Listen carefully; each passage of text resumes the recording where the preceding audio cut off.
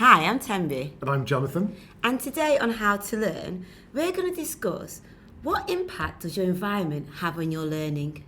And we're talking about work environments. Work environment, And not home environment or anything like that. Stick with work. Work. And it can be, you can get good and bad. And you can get extremes. You can get a toxic work environment, a toxic workplace. But also, and I've worked in loads, a really supportive and safe sort of workplace for learning. But have you seen that contrast across your career?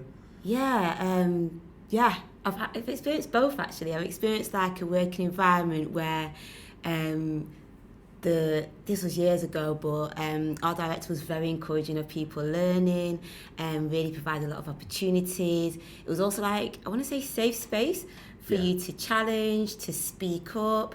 There was no question was stupid. It felt very homely and family orientated, that environment, and I really thrived in that environment. And that helped you to learn? Absolutely, yeah. It made me want to do more. I felt motivated to not just go back to uni, but just wanting to gain more knowledge and insight because I really wanted to perform better. And so in order to perform better, I need to learn new skills and that techniques. environment was doing that for you? It was such a healthy space to be in. Making you want to go back to uni might not be the effect they were aiming for. I know, I think I just took it to a whole different level, didn't I? Yeah. So that's a good example. Yeah. And have you seen the opposite? Yeah, I think after leaving that workplace, I went to another workplace, and that's probably where I realised the grass is not green on the other side. Right. And there, it was the complete opposite. Completely demotivated, constantly questioning my capability. Okay.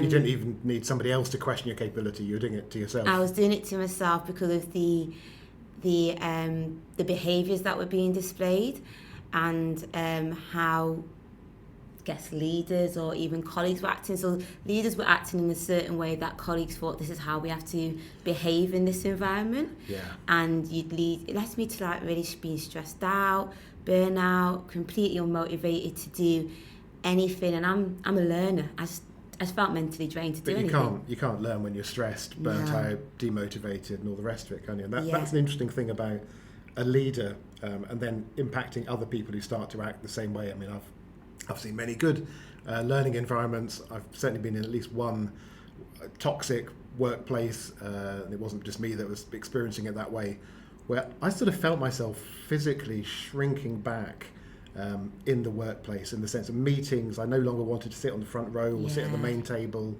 I no longer wanted to put myself forward for stuff. Yeah.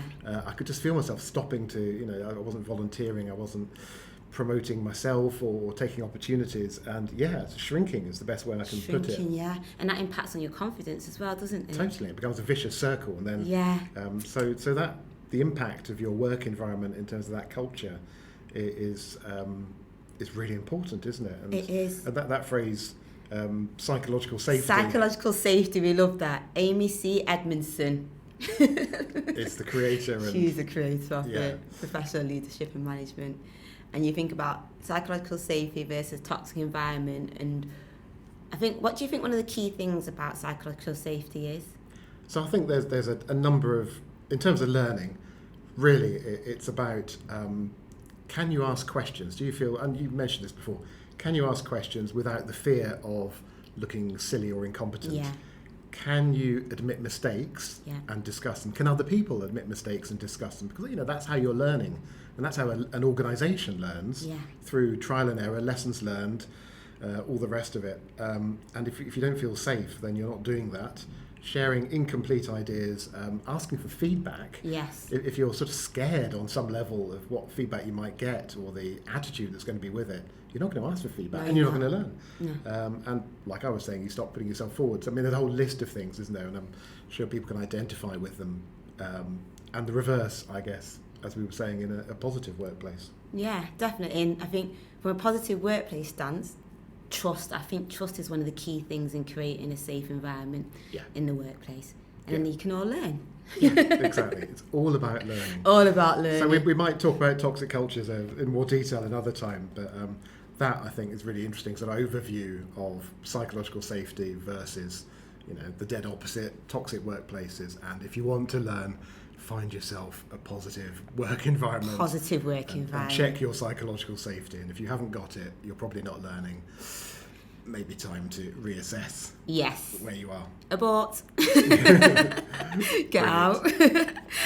So, thank you very much. That was Psychological Safety versus Toxic Workplaces. And this was How to Learn. Thank you for listening. Thank you. Bye.